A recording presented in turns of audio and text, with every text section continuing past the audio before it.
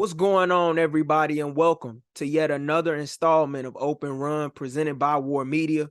My name is Gabriel Wilkins, and I'm coming to you in the place to be, yet once again, beside my colleague and co-host, Josh Hicks, to talk on all things hoop-related at the top of another week in the books. Blockbuster surprise news story lead to a bizarre trade over this past weekend that took place since we last had the chance to talk. We're going to get into that momentarily. But outside of that, man, how are you? Man, I'm good. I'm hyped. We're almost down to the trade deadline. So I'm expecting I'm eating my popcorn, expecting some fireworks. Yeah, I can only imagine. And in this week's edition of Open Run, me and Josh will highlight the major headline that broke during the latter portion of last week pertaining to an all-star point guard whose wishes became shared with the public and ended up granted unto him by week's end, on top of sharing our general thoughts on the unveiling of 14 players selected as the reserves in the East and West for this year's All-Star festivities out in Salt Lake City, prior to wrapping up our buyers and sellers series as the trade deadline, as Josh discussed, comes to a close later on this week. But before we take the time to get into all of that, let's open things up as we always do on Open Run, paying respect to the game's best for joining some elite company on the way to etching their name in the history books over the past several days in our Hoop Shout-Out segment.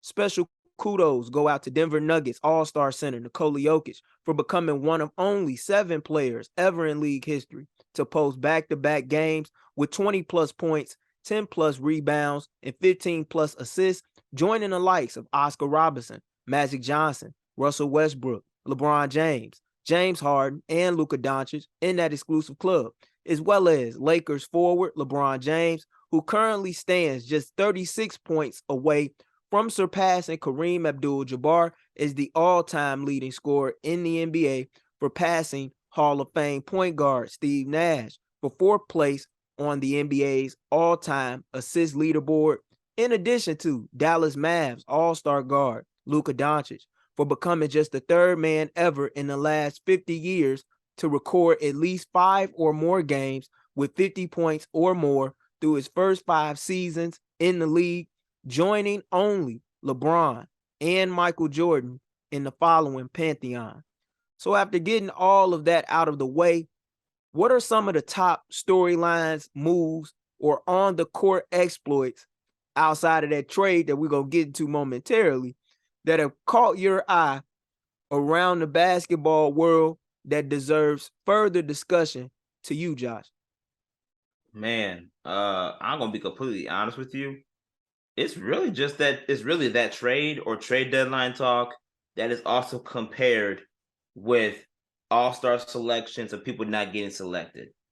The snubs. That's really what took over the headlines for me. Okay. And obviously we're gonna talk about those later on in the show. So I'll save my 2 cents for later. But just know that there's some very intriguing things that came to my mind that will eventually be discussed. Oh, for sure. For me, it was some storylines that caught my eye. One of which was an NBA investigation of a post-game altercation between people in Ja Morant's camp and those within the Pacers organization following a game that happened a week before last out in Memphis. Members who were part of Indiana's traveling party stated that someone in an SUV that Morant rode in shined a red laser at them and perceived it to be a gun. Yet the league said it couldn't corroborate that any individual was threatened with any weapon, per reports that came about in The Athletic. Now, the reason why I brought this topic up, I know it didn't involve Ja Morant directly, but it was within those who were associates in his camp. I bring this up because Memphis been in a lot of stuff lately. We talked about it a couple weeks ago with the incident with Shannon Sharp and Dylan Brooks. And then when you have this report coming on the back burner after the little, scuffle that Dylan Brooks had with Donovan Mitchell after trying to throw Spider a low blow on a drive to the rim, and chirping back and forth with him all night, and Spider didn't take too kindly to that. And I understand. You got to wonder what's going on in Memphis to where guys are taking stuff a bit too far. I understand they're a young team, new kids on the block. They want to stick it to the, top dogs in the league, rightfully so. But it's getting out of line a little bit. And I think guys gonna have to start watching their circles. And I can't help but wonder, where is a veteran when you need them? Be it a veteran coach, be it a veteran player. Because you gotta do a better job as an organization of handling your young talent and providing them with guidance to be successful off of the court just as much as they are overall on the court, with, all the tools that they need to be the best athletes in the world in which they have. Ja Morant got a lot going for him right now. Just secured his, I believe, second All-Star appearance in a row. He's also has a signature shoe deal with Nike. Anything that the establishment can find to nail you to the cross, they'll do it. My message to Ja and anybody in his camp, his father included, pay attention to that. The guy that you modeled your game after, Allen Iverson, he has some testimonies that he could share about that. Stephon Marbury, he has some testimonies in which he could share about that. It's getting too far. Trace McGrady said that was a situation to monitor prior to the conclusion of last season, going into this year, just basing it off of what he was seeing on guys' social media and so forth. And I kind of downplayed it. I was like, just the young dudes talking, that's what they do. That's what we do. But it's going too far. And somebody got to find a way to reel the troops in and be like, hey, are we going to be basketball players? Or are we going to take this to the streets? Let's not give the establishment any further things in which they need to go about promoting the agendas in which they want to. Got to watch how we move. Got to watch the people that we keep in our circles. And while I know that Ja wasn't the one directly doing it, you got to start watching your circle tightly. I've heard far too many ball players. I know too many ball players who will tell you the same thing. Some of them are stars. Some of them are guys that had every opportunity to be a star, but because they didn't keep the off the court shit away from the on the court stuff, they could never reach the league. So just keep that in mind. As far as on the court, I'm going to show love to Cam Thomas. Yeah. Posted a career high 44 off the bench on the way to a 16 for 23 shooting night from the floor, adding 6 rebounds and 5 assists to help the Nets go about erasing a 23-point deficit to come back and defeat the Washington Wizards in impressive fashion without Ben Simmons, TJ Warren, and Kevin Durant over the weekend. He just became the third youngest player ever in NBA history to score 40-plus points off the bench, and he only needed 29 minutes, of floor time just to do it. He did a real nice job, man, of utilizing them screens set by Nick Claxton to go about attacking the bigs and getting downhill off of those pick and roll switches. And you know about that side step 3 that he like on the left wing. He been shooting that since he was at Oak Hill. Got him with that a couple of times. Showed that he's a very elite level playmaker when he wants to be. And I think that was a real positive sign to see, especially for someone who hasn't been able to find steady minutes in the league since coming out of LSU. And on top of that, not only not being able to find steady minutes, but just being a true pro. And I respect guys who are in those type of situations who, when they number is called on, they can do whatever the team needs for them to do in order to maximize not only their value, but to help the team. And he said it in the press conference, I've been known that I could do this at a high level. Every team I've been on, I was asked to score. When I came here, I wasn't. We talked about how Steve Nash, when he was there, should have been playing no more. Yep. Well, I think after what's transpired over the last couple of days, we're going to start seeing Cam Thomas get some more minutes in Brooklyn. And rightfully so. Because I feel as though he's earned it and he's put the work in. And he stepped up when his name was called. And that's what being a true professional is all about. A lot of guys can learn from a performance like that. And if you look at his per 36 numbers, I think he's averaging like 20 and 5. So imagine what he could do when he has more minutes extended unto him under Jacque Vaughn. He showed glimpses of this in the past, even had a similar performance like this last year, helping them overcome a double-digit deficit to pull out a win in the Garden against the Knicks. To see him continuing to build off of his success in spite of his lack of playing time, it just goes to show you how much of a true professional he's already become in only his second year. And I can't wait to see how far he goes moving forward, whether he's in a 6-man role or as a starter, because in my opinion, Cam Thomas has a place in this league. Oh, I completely agree with you, man, especially since Jacque Vaughn was really the one that opened up the door for Cam Thomas to get a lot of playing time, especially in the early moments of the season when the team wasn't even doing that well. Cam Thomas came out and performed when the opportunities were given to him, and he took advantage of it. And for him to continue that, that's just another testament to, not, like you said, not just to him, who he is as a person, as a pro, and his game, but to the trust and belief that Jacque Vaughn saw something in Cam that Steve Nash clearly didn't. And that's part of the difference as to why Brooklyn was successful after the transition, the head coaching transition. So that's kudos to Cam Thomas, but also kudos to Jacque Vaughn for putting him in situations where he can exploit that and get the best out of Cam Thomas in those moments. And just real briefly going back to the Ja Morant situation, because I completely forgot about that. That's a very big situation that did take place. The one thing that you hit everything, which is spot on. But the one thing I want to add to it is Ja Morant's a father now. Like, you have a daughter. The fact that this stuff is continuing and you have a daughter at your house is already a problem.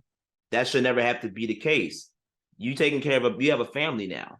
It's not like it's not like you might be a single brother, but you have someone to look after now that's in your care. That's real. That be coming to these games and seeing how you have to perform a lot of times. So you have to set that example for your daughter as you are raising her. That's your responsibility. You can't do that when you have, like you mentioned, the circles and crews around you that are street-like and not moving forward to a better future for yourself and what you have positioned yourself and your family for. You can't risk that. So yeah, I agree. Circles do have to change, but let's not forget the fact that he is also responsible for raising a child of his. And that is something very important, that not just for any man, but a father specifically. That's very important when it comes to you raising a family and the way you want your family and your seed specifically to succeed. That matters. Yeah. And and I'm glad you brought that up, because what it really shows is that it's not about you. We talk about the name on the front of the jersey, but you also represent the name on the back. And when you represent the name on the back, you represent your people. And I understand wanting to put on for where you come from. I love my neighborhood too. I love my city too. I always try to rep wherever I go, but it's some things that you can take with you, and it's some things that you can't. Right. And someone needs to, in my opinion, whether within the Grizzlies organization, that's a former player, or even a league-wide, who's been on Ja level, need to come to him and be like, hey, look, you need to figure out what it is that you want to do. Because if you're not careful, they will and can use anything against you in which they aspire to try and derail your career. Even if you're not guilty, as we know sometimes, and it's unfortunate, but it's the truth. They love to paint you and portray you as guilty by your association. Yep. And even though his mans got banned for a year from the home games, somebody got to talk to him about it. Somebody do it. If his dad can't do it, somebody needs to do so. And that's where, in my opinion, a vet come in. Mm-hmm. And you got to just learn how to deal with the noise, man. That just come with being a professional athlete. Fans gonna talk trash. Spectators gonna talk trash. As long as it's not coming down to like personal lines where you saying stuff, where you attacking like my character or whatever, unjust, you just got to play through some of it sometime. I know it's not easy. I know guys that's been through it, but you got to find something to lean to in order for your career to progress, because there's nothing more that I would hate to see than somebody who is as young as Ja is to see his career get derailed by the same things in which I saw so many of my favorite athletes before Ja get theirs derailed for, and have openly discussed how you don't want to go down the routes in which they went so you don't end up where they were or where they have ended up at, in retirement. But I want to segue away from all of the stories and on-court exploits that caught our eye within the last week to discuss the biggest story to hit the NBA news cycle over the last 72 hours, involving 8-time NBA All-Star point guard Kyrie Irving, who suddenly requested a trade from the Nets prior to the conclusion of last week after failing to reach an agreement with Brooklyn on a new max contract extension, as the 30-year-old would soon have his request granted just days later. Irving, who recently set a Nets franchise record with 6 straight games with at least 30 points or more last month, was shipped out to the Dallas Mavs with Markieff Morris in exchange for Dorian Finney-Smith, Spencer Dinwiddie, and an unprotected 2029 first-round pick to go with 2 second-round picks in 2027 and 2029. Irving is now set to join Luka Doncic in what is expected to be one of the league's top backcourt duos down in the Lone Star State the rest of the way.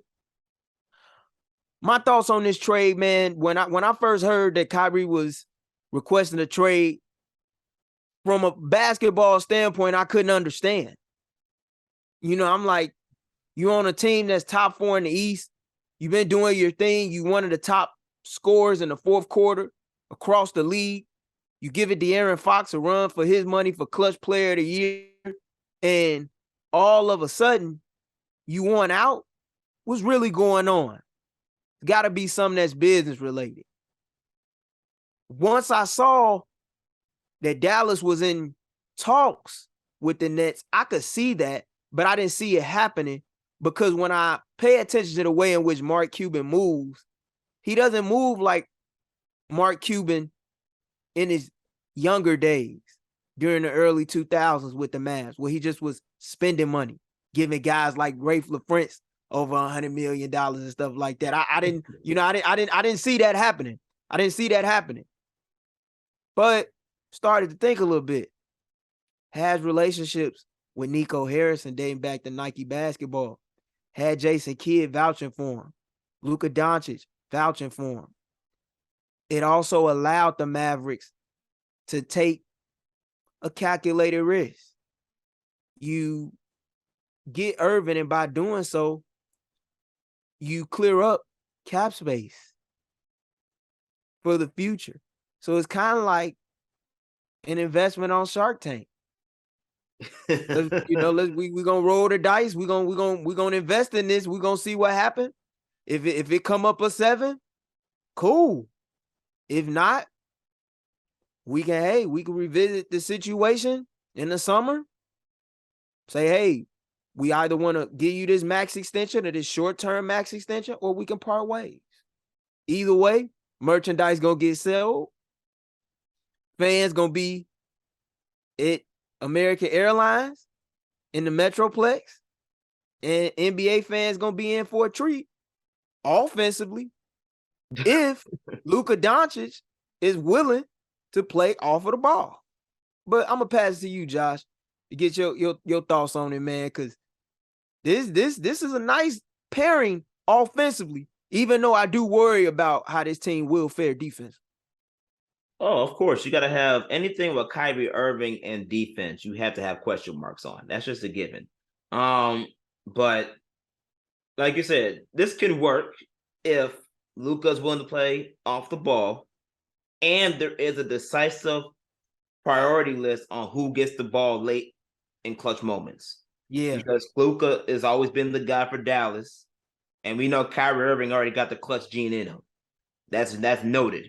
So depending on how they play late in late game situations, that's going to determine. I want to see how that works, because the only time Kyrie really has done that is with what he did with Kevin Durant. He knew Kevin Durant was going to be the closer over there.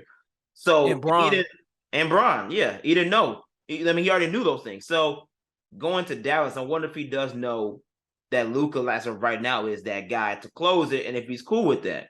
Now, I think he can be, because yes, you talked about his connection with Nike and how that's in the front office right now, and how Mark Cuban is a well-respected owner in the league, especially when it comes to players.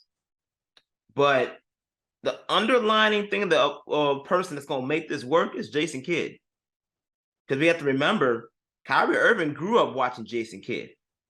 Watching Jason Kidd play in the New Jersey Nets uniform was the reason why he wanted to play for the Nets in the first place. He has a lot of respect for Jason Kidd as a point guard and as a coach, and he's made that very public. So knowing that Jason Kidd is there, that's a good chance of potentially having that long-term option. And like you said, for Dallas, if it doesn't work out long-term, great. You still got free cap space. With moves you can still make when you talk about, the Tim Hardaway Juniors of the world, of potentially trading him to boost your roster and such. So it's a possible and it's a good opportunity for the Nets as well, because you ain't got to worry about Kyrie anymore. You kind of, and even though you're still competing right now, the future is looking a little skim when you talk about what's going to happen next with Kevin Durant. That's what came to my mind when this whole trade thing really went down.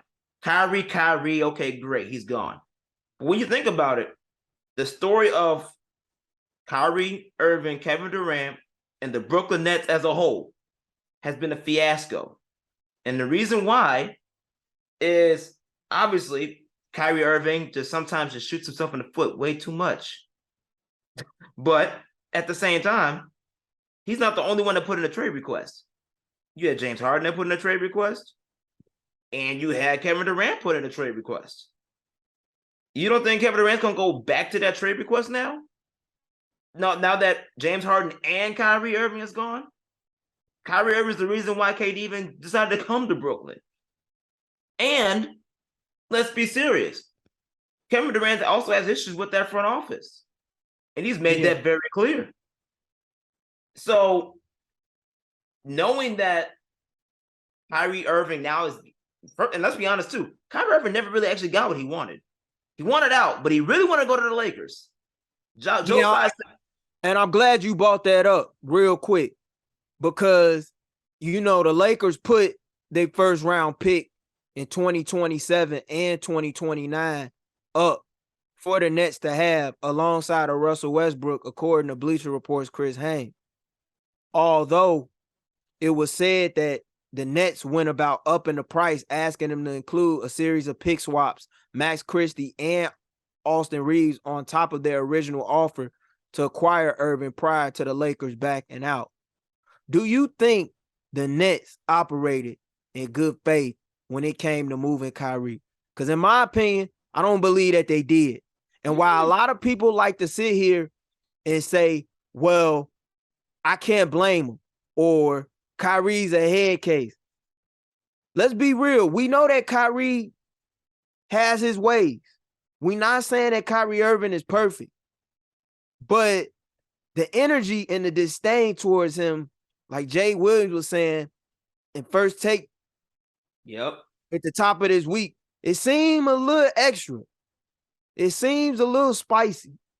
I don't personally think that Joe Tsai operated in good faith when it came to moving Kyrie, and I honestly believe free agents or future free agents need to be beware of Brooklyn. What do you think? No, I completely agree. And this is part of why Kevin Durant made his trade request. Because he knew Joe Tsai wasn't moving in operation of what's best for this franchise. And this is a prime example. Kyrie Irving has been the poster child for the league in a lot of ways, especially this year when you talk about the anti-Semitic comments, and things of that sort. So because the Nets knew this and have dealt with this for so long, they weren't going to give Kyrie his best interest. They were going to say, no, we're going to take you where we're going to take you because you've been our headache long enough. We're tired of this.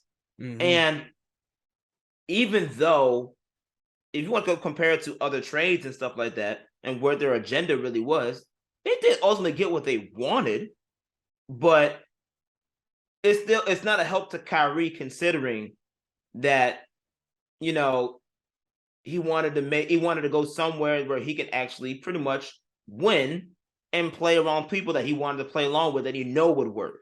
He know playing with LeBron would work. But yeah, Joe Tsai they didn't operate in good faith. This trade was a screw you, Kyrie. This was literally like, no, screw you. I agree.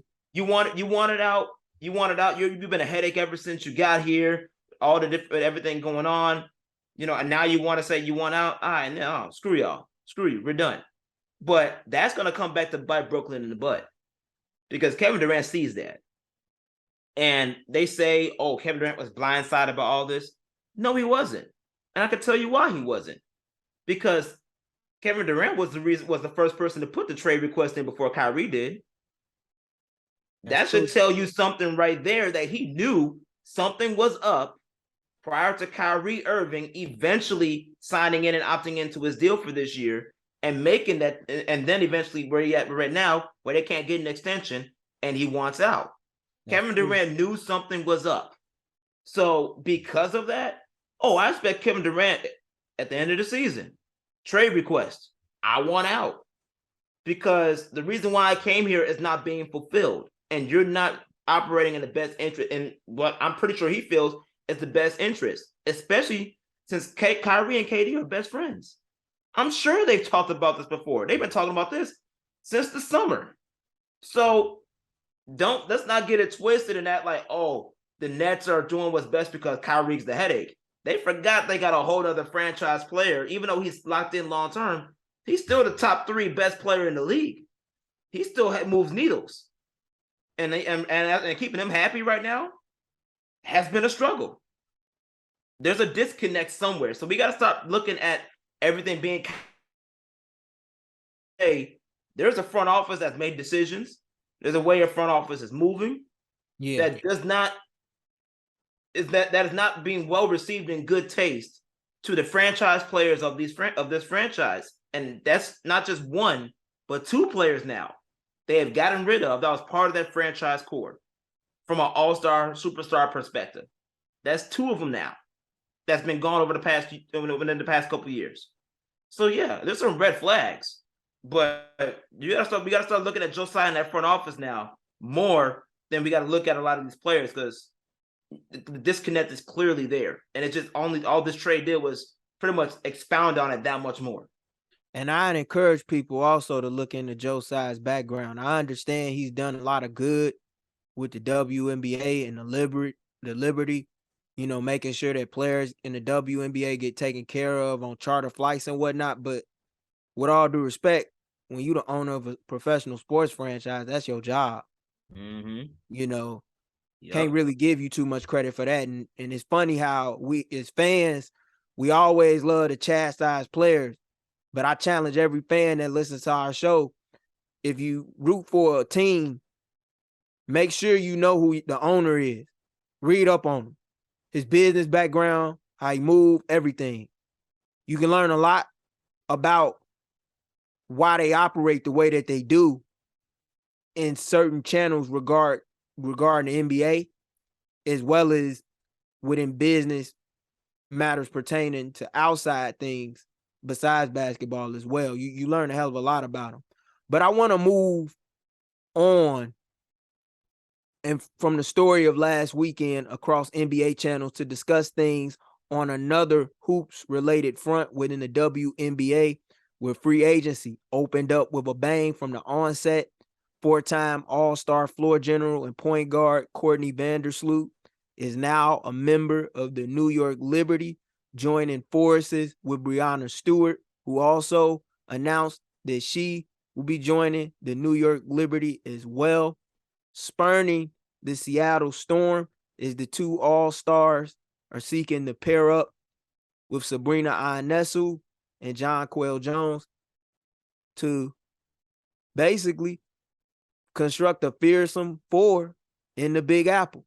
But with that said, to discuss these matters in our special edition WNBA free agency segment, me and Josh have the distinct pleasure this week of being joined by the following guest on Open Run for the first time, a guy who is no stranger when it comes to speaking on things surrounding the WNBA and covers the Chicago Sky for outlets such as the Next Hoops and the Chicago Tribune, on top of also serving as the co-host of the Skyhook Podcast beside our good friend at War Media, Chris Pennant. He goes by the name of James K. Thank you so much for taking the time to come on our show to discuss these affairs surrounding the W. How are you? I'm doing great. Thanks for having me on. Good to see you again, Jordan. It's been a while. Oh yeah, big timer. It's big time here. This is the big timer. They treat him right with the Sky boy. He get everything. That's the boss right there. I can imagine. I've read his work, man. It's been fun to read and to see, your coverage on the Sky as someone that's really learning about the WNBA more and more business wise, and even on the floor as I go. I kept up with it casually, and I still try to read up on it as much as I can, and you provide some real good insight and nice work. So it's great to have you on.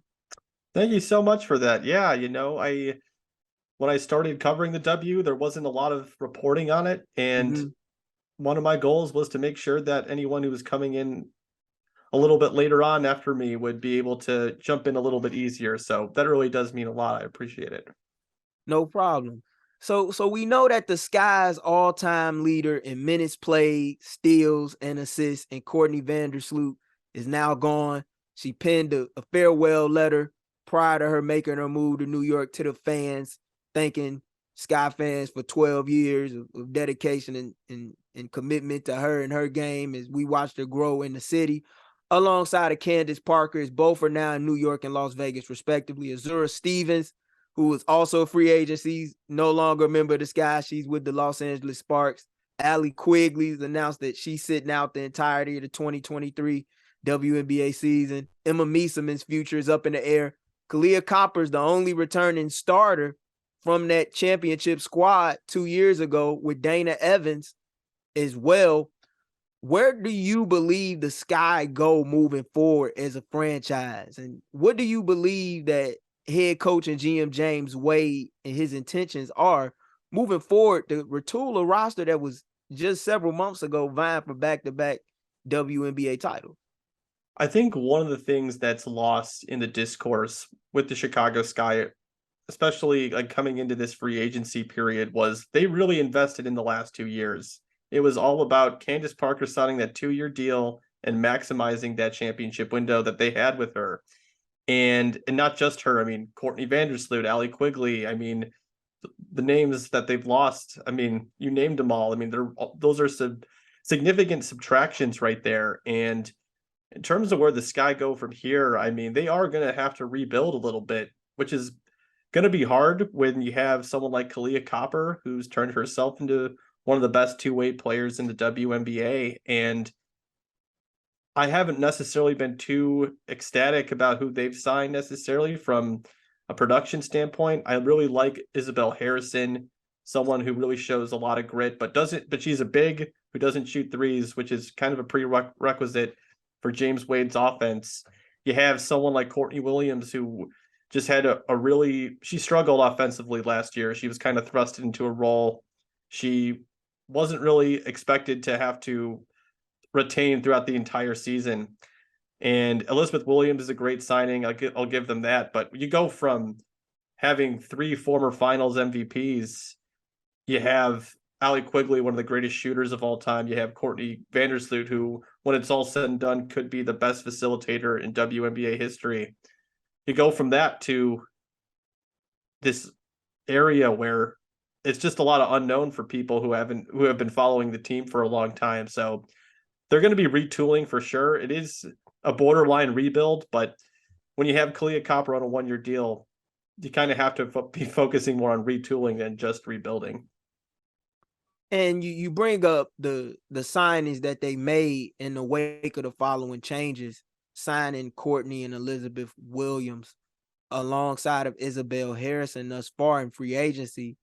What can fans expect to see from these 3 acquisitions in regards to helping the Sky try and stay within some form of relevancy in the WNBA after being among the top of the top, as you alluded to, over the last couple of years? You know, it's so funny. I'm such a stats guy, but I have moved away from that, especially over this last year when the eye test says it all for me when it comes to Isabel Harrison and Courtney Williams. Courtney Williams, just one of the least efficient shooters in the WNBA last season, had one of the worst 3-game stretches in playoffs last year against Dallas. And then I put it out there like, look, you can't count Courtney Williams out. I put that out on Twitter. I had a bunch of people, these stat nerds, coming back at me with that whole being like, no, Courtney Williams, she just doesn't have it. And she showed when when the stakes are on the line, Courtney Williams can step up and get you a bucket. We saw that she's one of the reasons why the Sun were able to complete that comeback last year against the Sky when they were down 2-1. They should not have come out of that series. And the reason they did is one of the reasons is Courtney Williams being able to score.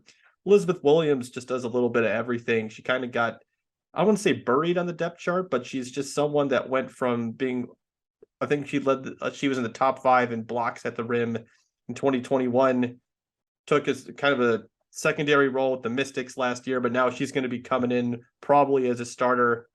So I think that those are exciting signings, if, again, just of like keeping the spirit of winning alive a little bit here in Chicago, a little bit, but it's hard going from, again, being a 26-10 team, being that tied for the best record in the WNBA, being on the brink of another finals appearance, to now just being in this area where they could potentially not make the playoffs like next year. Like, I don't think that's necessarily out of question based on how the roster is starting to shape up.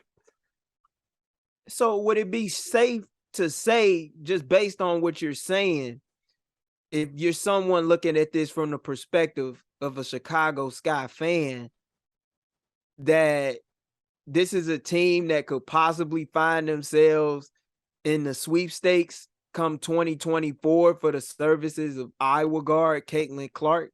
Because when I really think about it, and I see these numbers across Twitter and I see the videos, to me, that's what it seems like when you talk about a rebuild.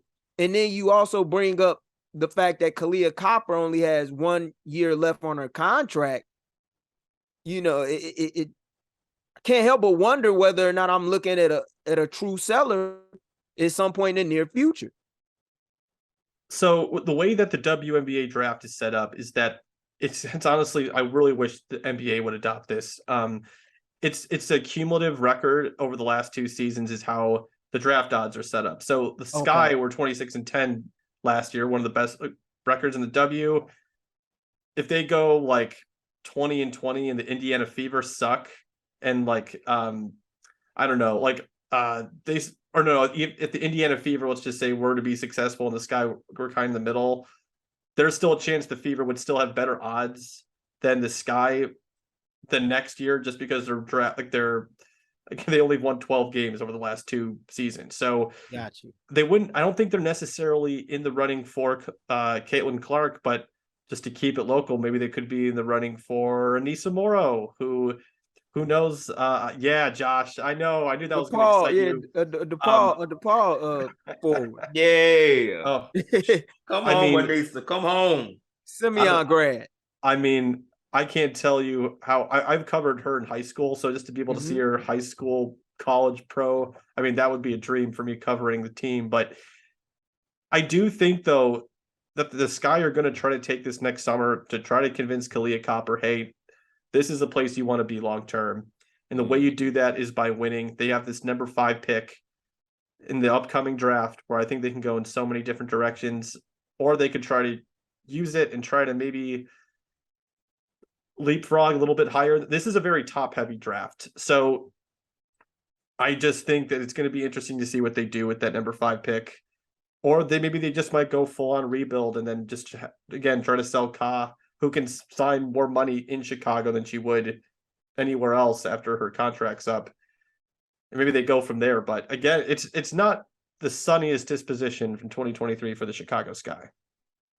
Yeah, I would agree with you there. And you talk about how they have the number 5 overall pick in the draft.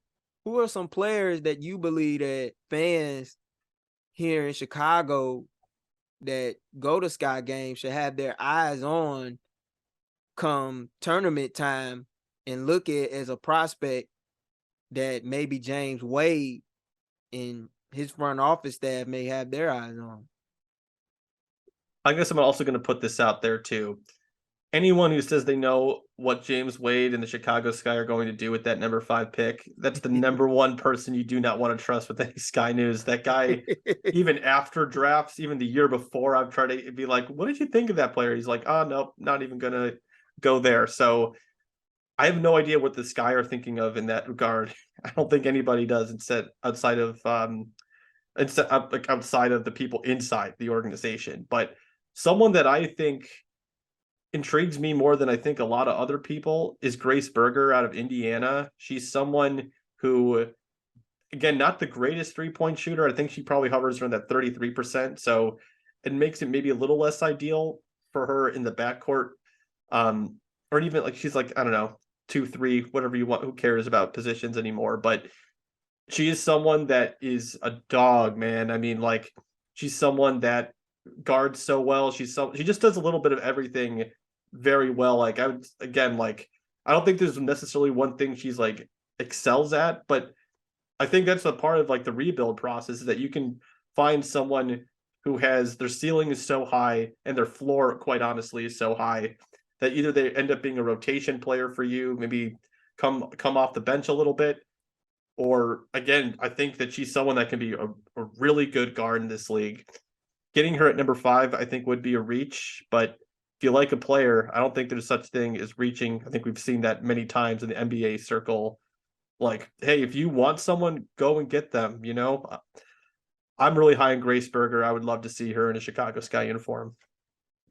That's definitely a name that I have to keep in mind and make sure I watch a lot closely as college basketball season enters into March soon, within the next several weeks. Yeah. But over the last couple of weeks, we've begun to see a shift in the balance of power in the WNBA, as all-star players are teaming up with fellow peers to build these super teams in a fashion that we witnessed NBA all-stars do within the previous decade. Is one would be, yeah, like pretty much, yeah, like is one would be hard pressed to find a pair of teams in the W right now who look as great from a roster construction standpoint as the New York Liberty and the Las Vegas Aces. What do you make of that?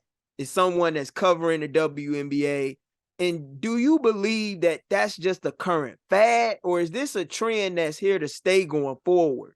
Because I could kind of understand Breanna Stewart wanting to go to New York with her being from the state of New York. And I can also understand Vandersloot wanting to play with Stewart, who she happens to share the same agent with. But when you have that on top of Candace Parker teaming up with Asia Wilson, Kelsey Plum, Jackie Young on the Las Vegas Aces with Becky Hammond, it's like you looking at two teams that appear to be on a collision course to meet in the finals with one another come season end. It's like, how did this happen? It's incredible. It is one of the best things I think that could have happened to the WNBA this offseason is you have these two juggernauts, and the Aces were already, I thought they were going to be a good target for Azrae Stevens, just getting someone who can erase shots at the rim and dial it in from deep. Upgrade from Kia Stokes, who was just a minus on the offensive end, did really well on defensively. She's one of the reasons they were able to rebound defensively. Flowers thrown. And to get Candace Parker, someone coming off an all WNBA first team selection, someone who still found a way to average like 14, 8, and 5 in an era where, you know, I mean, they had like the star-laden roster where they had just had to feed all these mouths, and she's still putting up these numbers. I mean, she's incredible. Like, it's not even like, I can't stress this enough. It's not even the on-court stuff, guys. It is the off the court, her Zen mentality, someone who, when things start to go awry, Candace Parker brings everybody together as I'm this assistant coach on the court, and all your problems are just ameliorated. Like, it's just insane how Candace Parker is not only going to change this Aces team, which did have its ups and downs last year. Like, can't stress that enough. They were able to make it through with a 6-person rotation, but like, to have Candace Parker on the court to like stabilize things, like, she is the ultimate stabilizer. And I actually think that the Aces are in a better place than the Liberty at this point. And I think that if I still gambled, I would definitely put my money down on them, because the Liberty, like, they have the continuity. Like, I don't know if you guys know this, but Courtney Vandersloot actually played overseas ball with Jonquel Jones and Brianna Stewart. They've all played together before. They've won a championship together. And the continuity aspect is going to pick up immediately. I don't have any questions about that.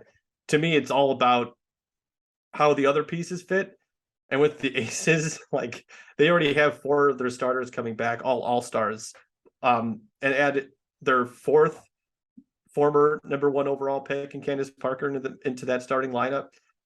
Like, I think that they're going to be able to gel pretty quickly, the same way that Candace was able to kind of get the team together in the second half of the season in 2021 for the Sky. So it's great. I must see entertainment across the board. So with all that said, is like, do you see this being a current fad, or you think that this trend is here to stay? So I do think the teams that invest in the resources, like facilities for, I don't know, like food, like the Sky didn't give their players, like, they didn't provide players food after practice until this past season. Like, the teams that are playing in the old WNBA versus the teams like the Aces and Liberty who are playing who've changed and really molded the new WNBA, which is like, no, we're going to invest so much into this because we want to win. And it's professional basketball, and they recognize what the WNBA is going to be, even though it's already a great product that millions of people watch. Like, I think the fad is going to be all these other owners looking around being like, shit, we actually, excuse me, I don't mean, I'm not sure if I'm allowed to swear in here. No, but okay. You got it. But they're looking around being like, oh no, we have to play catch up right now because Joe Tsai and Mark Davis are super competitive when it comes to the W. So to me, that's where the trend is. It's okay. The teams who are investing are going to be successful, and the ones who are not are going to be left behind looking to sell because they're not going to be able to keep up. Interesting. Hey, I'm not against that. I'm not against that at all. At the end of the day, if you're an owner, you should be able to do what owners do. And, you know, that's how the ball rolls, man. And if you can't do it, you shouldn't be an owner. This is plain and simple. It's that simple. Like, I see all these people on Twitter being like, oh, well, what about the parity of the WNBA? It's like, no, just a stake has been risen to this high. All these other people have to go to that stake. You're not going to bring them back down because you're unwilling to push yourself and put these women in a position to be like successful. Like, it's blown my mind to see some of these takes about the parity being gone in the WNBA when this is only going to force teams to be more competitive in the next couple of years. And I'm glad you mentioned that, if you don't mind, Gabe. I'm glad No, you go mentioned ahead. that because that's always been the topic of discussion: how to improve the league, how to make the players actually feel like professional athletes. And I believe I saw a report that said it's going to cost about $15 million to $25 million just to make sure every team has private jet service. Every team in the WNBA can have that private charter life. And you've mentioned how people have had those takes where it's like, oh, that could be too much. I don't know how you could bring it together. But that's just from a private charter life. That's not including the facilities. That's not even including service in general. That's not including, the other realms that the NBA doesn't have any issues with. Do you think that, especially now with this super team trend that's taking place, is going to add that much more pressure for the league to change their ways in that realm of taking care of their players, not just from a private charter life, but everything across the board, which has been an issue for quite some time, especially since the bubble, when the WNBA really got exposed for the treatment of how they were treating their players? Do you think that's going to actually, this new free agent super team era is going to help put a lot more pressure on making that much change in the league? The league has felt that pressure a lot this past off season, and just the things that you hear behind closed doors. It's just like, yeah, no, the league, there's the expectation the players have for how they should be treated, the resources that they should get. And that's also different between teams. Like, the Sky do this thing where they talk with their players in the offseason about what they need to add. Last year, they needed food, massages after practice, new training, like new trainers and all that stuff. That's a different situation for the Seattle Storm or the New York Liberty, who've been doing that because they've had a billionaire owner. So I think the league feels that pressure for sure. It does vary team to team, obviously. Like the Sky, I think, feel it more than ever before. In terms of chartering, though, I mean, these are, again, professional athletes.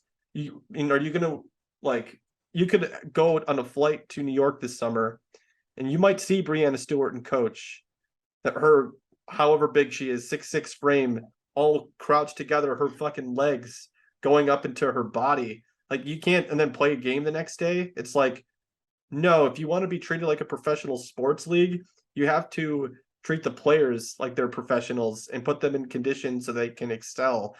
That hasn't happened in the 26 years the WNBA has been in existence.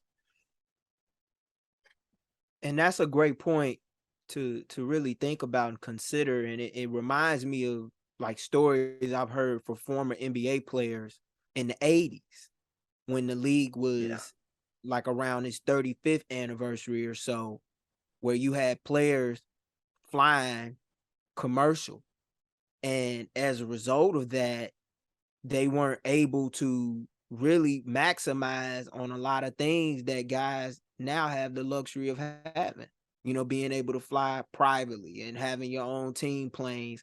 That stuff does go a long way. And I think a lot of fans sometimes don't really recognize that. But I never even knew that about the Sky and whatnot. And I appreciate you sharing that, because that does speak volumes. And taking care of your players, it does go a long way. I've read about it in the NBA with teams. Like I've heard Isaiah Thomas talk about with the Pistons, how they were the first ones to have their own plane in the league, and how they did so much for them. Wow. Yeah. Yeah. That's awesome. Was that was in the late 80s. That's crazy, actually. Because, I mean, the NBA was booming, 7-8 years before that, too? So for them to just be getting chartered at the late 80s, that's, maybe we see Larry Bird's career end up being extended a little bit more if his back isn't messed up. Exactly. Having to fly around like that. That's really interesting. I didn't know that. Yeah. And that's why they had the 2-3-2 format, because they had to fly commercial. So that's why games 3 through 5 were always played in the city with the organization that didn't have home court advantage.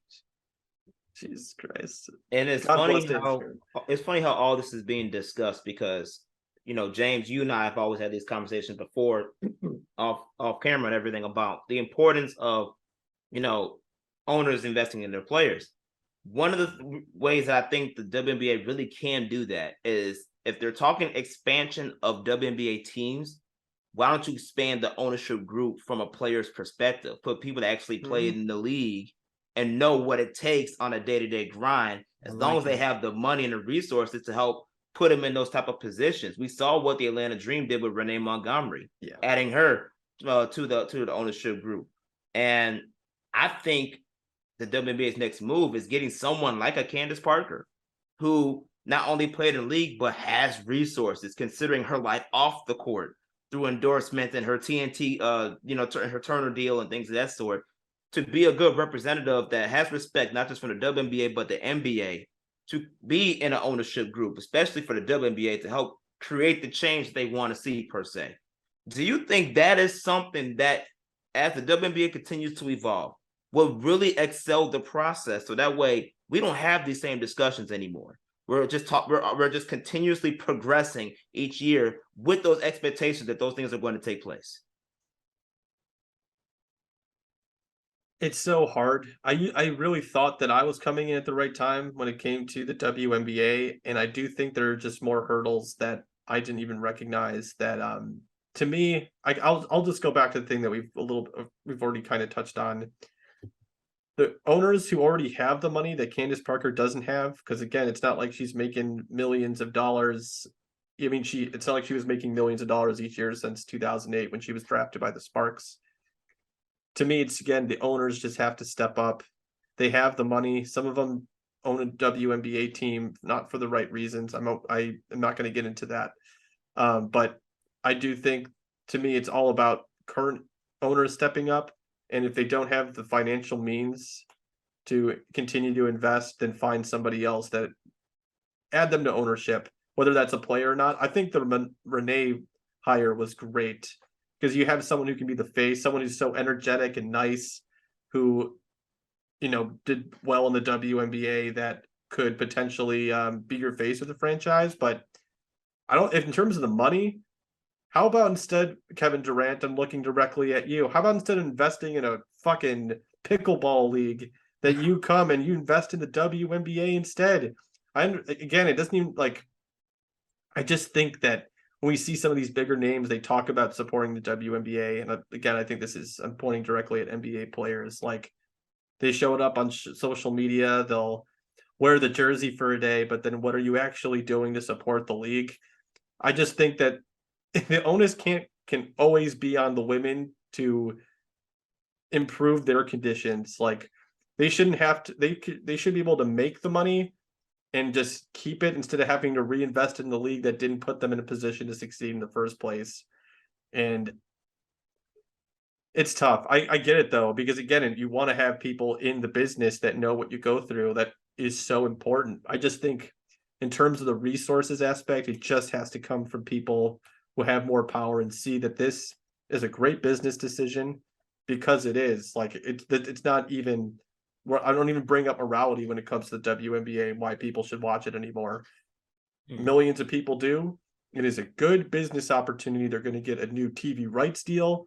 If you can buy a WNBA team right now, holy shit, you better go out and try to do that, because the price of it you could get it at right now compared to down the line, I mean, it's literally like the Celtics someone trying to sell the Celtics for $75 million in, like, what was it, like the early 80s or something like that? Maybe it was the early 80s. I get what you're saying, because the valuation of sports teams over time, they do go up. And while I can kind of understand maybe some hesitancy in regard to why some guys might invest, because they may feel as though they're going to lose, if you come in together, it could be an opportunity that's worthwhile. I will say that. The NBA teams lose money. That's true. Yeah. I'm not saying that they don't. I'm not saying that they don't, but what I'm saying, if guys came together and pulled their resources together, it could be an investment worthwhile. I get what you're saying. And that does make a lot of sense, especially when you talk about the fact that these WNBA teams aren't valued as highly as teams in the NBA are, which is over $1 billion at this point. Well, yeah, I mean, we should just buy a team. Let's just go for it. I mean, we might as well. If I had the money, honestly, I would do it. And I talked about this with my friends.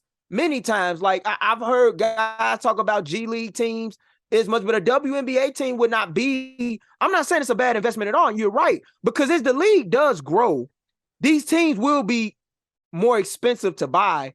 And as the TV deals come, and as the interest continues to grow, which it has in the sport, and the ratings have gone up every year, then yeah, it's going to be harder to get. So if you want to get a WNBA team, I would say right now is a good time. And the WNBA is still in its infancy stages, because I believe we're entering what, year 27? This is year 27. And right. Look at the NBA's trajectory. In the 80s, it was considered too drug-ridden, too black. I mean, the ratings were bad. I think like in terms of like how many seats they were selling, I think like the Cleveland Cavaliers had something crazy. Like they were only selling like 52% of the tickets. Like it was a dire situation. And then they brought in someone like David Stern, this business mind, same way that the WNBA brought in Kathy Engelbert, who has this business mind. I think there's a lot of criticisms for Kathy that I do agree with. I do think she's made some great decisions, especially keeping the WNBA afloat when 2020 happened and the league was losing money left and right. Like the trajectory, we can't compare the WNBA to the NBA now. And I'm not saying that's what you're doing, but like, I think a lot of people do, where they're like, oh, well, how can you say that Candace Parker deserves to make as much as Ja Morant? She's not. She's asking for the same revenue share as Ja Morant gets from the NBA versus what the WNBA gets. And you know, that it's going to be something to monitor over the next couple of years to see how that changes, to see how the players position themselves for the next CBA and what they're going to be able to demand. I hope we're not having the same conversations at that point, you know, but we'll see. You know, I like to focus on the on-court stuff because to me, that is where the gold mine of content is. This season's going to be so fun to see the Liberty and Aces go at it, while all these other teams, they're going to be competitive too. I mean, I don't see any other team beating the Aces or Liberty in a 5-game playoff series, but it's going to be fun no matter what. We're going to see some like 2 all-time teams go after each other. I mean, I'm excited. So I'm buying a team. So before we let you go, James, I know you say you see the Aces and Liberty, and I understand why. Trust me, when I see the rosters, I get it. But is there any dark horse that you could see maybe crashing the party? This is going to be kind of controversial, but I'm going to say it anyway. I think the Washington Mystics are a really interesting team. They needed to add shooting, and they did not add any shooting whatsoever. But what they did was triple down on their defensive identity. They brought in arguably the best defensive guard in the WNBA, Brittany Sykes. They hopefully will have Elena Deladon back all the way back. But they just acquired Amanda Zawi B, who might give them a little bit of stretchability at the 4. But they really doubled down on their defensive identity. And I'm just fascinated to see what a group of Natasha Cloud, Ariel Atkins, Brittany Sykes, Shakira Austin, and Elena Deladon, what that team is going to be able to do on the defensive end, because I don't know how teams are going to score. I mean, again, I do think the Aces are going to figure it out, because you can't put 2 people on the ball for every player on the floor when you're the Aces. You know, if you don't have 10 defenders, unfortunately. But what the Mystics are going to do, I think they're going to be, I'm trying to think of like a really gritty defensive team in the NBA, like an old, like maybe so like the Memphis Pistons. Grizzlies. Yeah. In the 2010s, the grit and grind era. Yeah. Like that era, or like that Pistons team that beat the Lakers. Like they're going to slow the pace down, and they are just going to let Elena Deladon dictate the offense. And then everyone else is going to just be, I mean, again, they have like 3 of the best defensive guards in the WNBA. So I think that's my dark horse. I'll go with the Washington Mystics.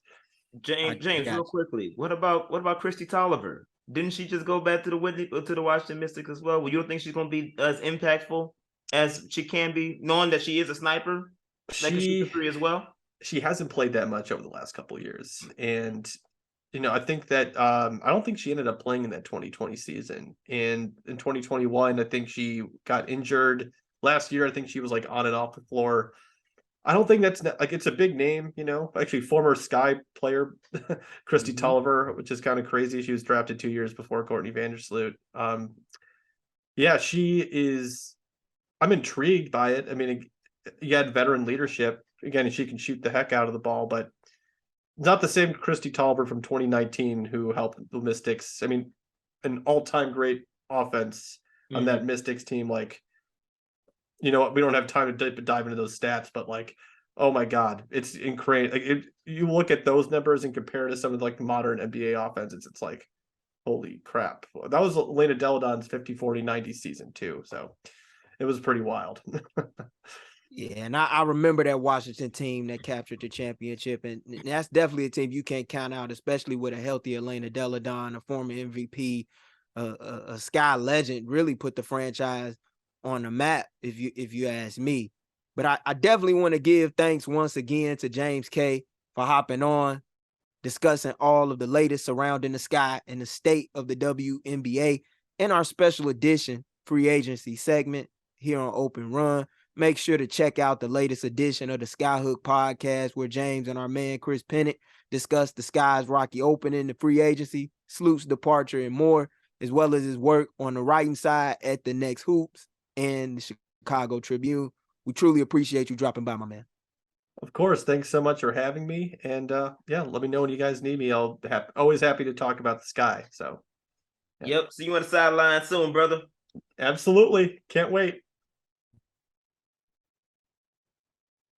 Those I got James K, and I'm pushing the show along from our WNBA free agency conversation and the state of the Sky back towards the NBA to highlight and discuss the 14 players who were selected to take part in this year's All-Star game as reserves out in Salt Lake City by the head coaches in both the East and West, as the official unveiling took place last week. Joining the starters in the player pool for Team LeBron and Team Giannis in the West are Paul George of the LA Clippers, Shai Gilgeous-Alexander and OKC, Jaren Jackson Jr. and Ja Morant for the Memphis Grizzlies, Damian Lillard in Portland, Lauri Markkanen, former Bull, gonna be the hometown guy for the Utah Jazz in his first time as an All-Star, and Domantas Sabonis for Sacramento. While on the east side of things, Joel Embiid will be representing for the Philadelphia 76ers, Bam Adebayo for Miami, Julius Randle, New York, Jaylen Brown, Boston, Tyrese Halliburton representing the Indiana Pacers in his first time All-Star appearance, Drew Holiday for the Milwaukee Bucks, and DeMar DeRozan representing the Bulls in his sixth All-Star appearance. So after hearing the names set to represent their respective conferences in the 72nd edition of the All-Star game, what are your general thoughts? I know you said you thought it was some guys who got snubbed. I think it was some guys that got snubbed too. But before I share mine, I want to ask you, Josh, in your opinion, who got left out, bro? Who you got a gripe with for getting left off, man? Man, I got a gripe with how they handled this in general. 3 guys should have been in this thing. Okay. You should have at least had Jalen Brunson. You should have had De'Aaron Fox. And, I mean, I'm going to go with those 2 for sure. I think Darius Garland should have been an option. But outside of that, for sure, those 2. Because they're winning basketball, and they're the reasons why their teams are even staying afloat. I love Julius Randle, but Julius Randle wouldn't be where he at if it weren't for Jalen Brunson. That's just facts. So those are guys that have been snubbed from the whole entire process. So I'm not going to big too much about them because you already know how I feel about that. But one player that I do believe should have been on his All-Star roster, that's James Harden. James Harden got snubbed, bro. He got snubbed bad. How are you averaging 22, 23 points a game? You're averaging 11 assists. You're leading the league in assists. And you are part of the reason why the Sixers are a top 3 team in the Eastern Conference. And you still don't make it? Like, what are we basing this stuff off of? Please help me. I'm blind right now. I cannot see where they're putting all the emphasis when it comes to selecting these people, because and that's what kind of irks me a little bit too now. Because at first it was at the fan voting. That's over. This is media. This is coaches. These are people that actually have voting rights that are actually around the league.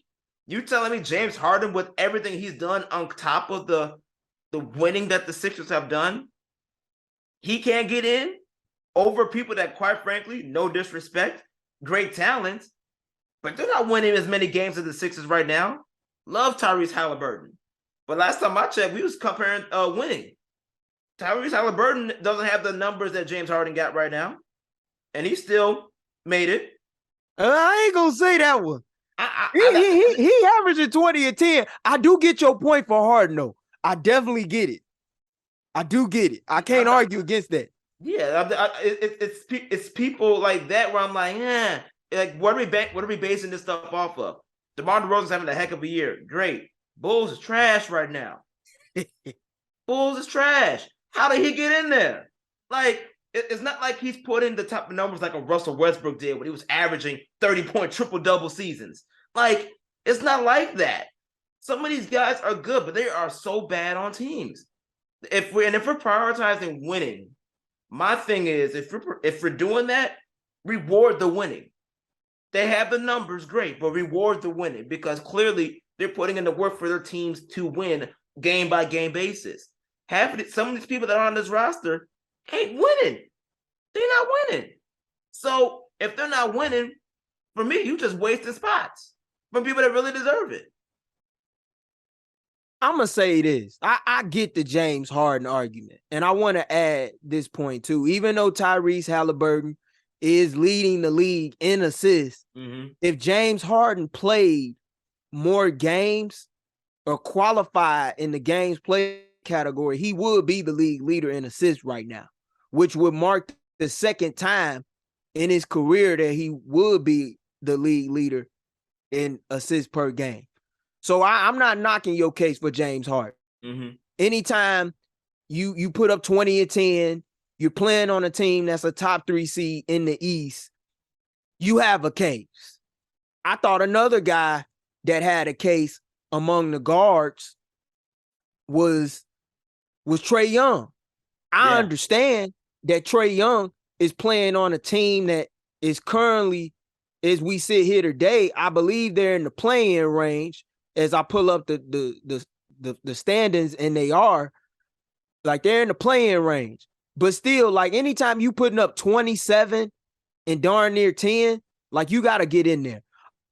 My issue was with DeMar DeRozan getting in, and I'm gonna tell you why.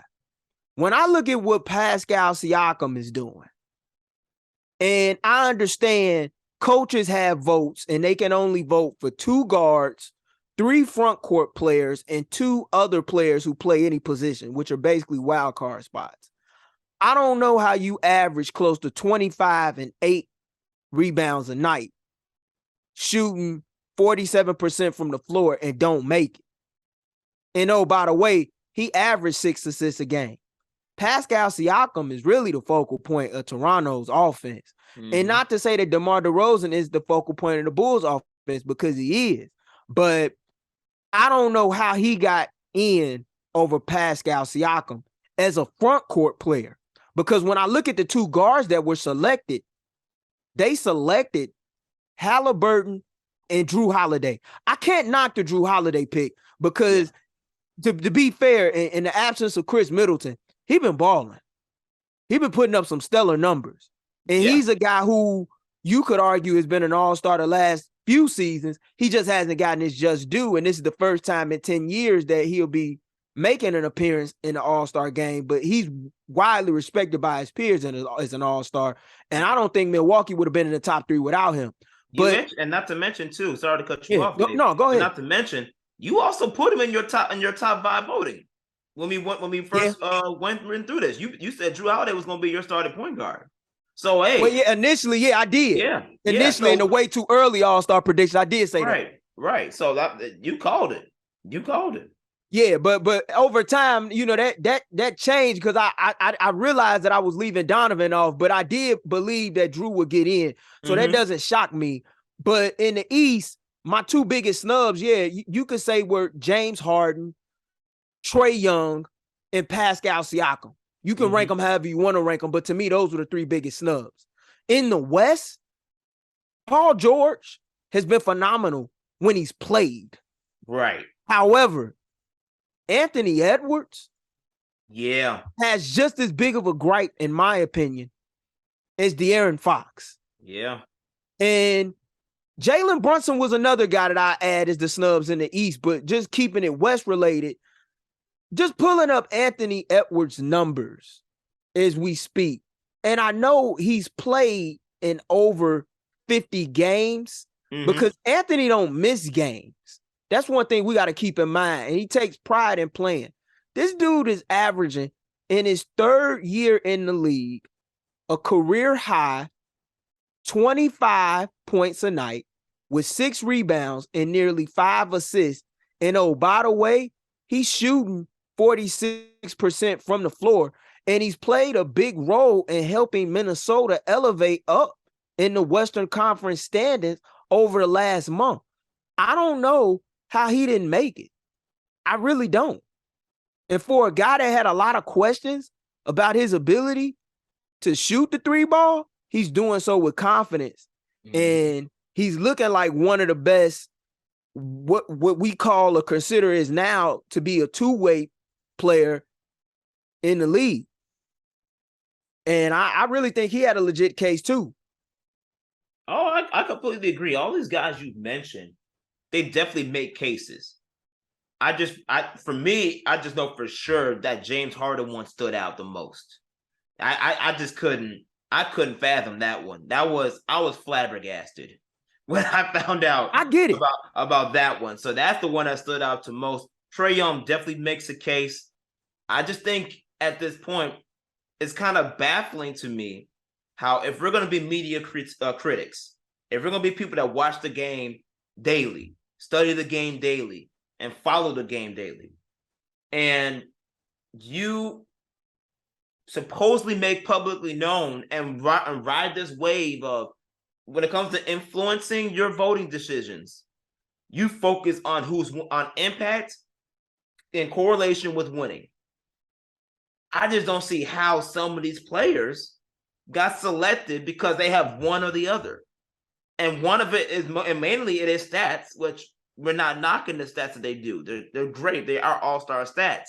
But there are levels to this, especially when we talk about from a progression perspective with the player and how it contributes to the team that's winning overall. I'm combining everything. So if I'm combining all of that, some of these players should not be on this on an all-star game. That's just period. And we just talked about those guys. Some people should be mentioned. But you just have to question, what's the real influence behind your vote? What's the real influence behind what is being selected from a criteria perspective to have certain players not just be all-star, not just get into the all-star game, but also be all-star starters? Because some of this stuff don't make sense, bro. Somebody's drinking something. Someone's on that yak. Somebody's on that yak. It don't make sense to me, bro. We need to encourage them to drink some more water and then clear and be sober-minded, because I don't understand it. I don't get it. And I'm glad you bring that up, because I've heard some media members, when it came to voting for starters in this year's All-Star game and even All-Star games of recent past, talk about how in some cases they changed their vote based upon a game they were covering or whether or not they felt like a player did something in one particular outing that they didn't feel made them all-star worthy. And it kind of gets to like, well, what are we doing? And it can get agenda-based, but in the cases of reserves, head coaches are the ones that are selecting these reserves. And you had a guy on Twitter by the name of Mo Daku. I believe he was a former scout in the league. He has a podcast on The Athletic. He talked about how he's been in locker rooms and he's seen head coaches have X amount of minutes to vote for all-star starters. He basically said they don't really be concerned or prioritize with that because their mindset is more so geared upon who they got coming up for a given game on a given night of the week. Mm-hmm. And I bring that up to just highlight what I did earlier in the show where I said head coaches can only vote for 2 guards, 3 front court players, and 2 other players at any given position in what are considered as wild card selections in their respective conference. In an era where the talent across the league is deeper than it's ever been, and receiving the honor can be the difference between a big payday or not, should the NBA consider expanding the all-star roster?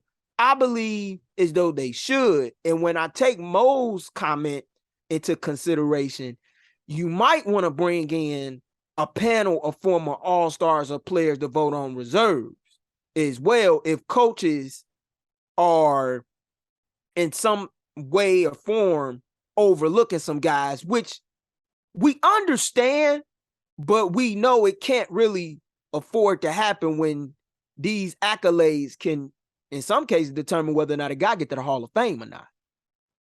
Yeah, it can't. They can't miss the mark this bad. Like that's pretty much what it boils down to. I agree. Yeah, expand the roster. All we're doing is just playing. It's entertainment until the fourth quarter, anyways.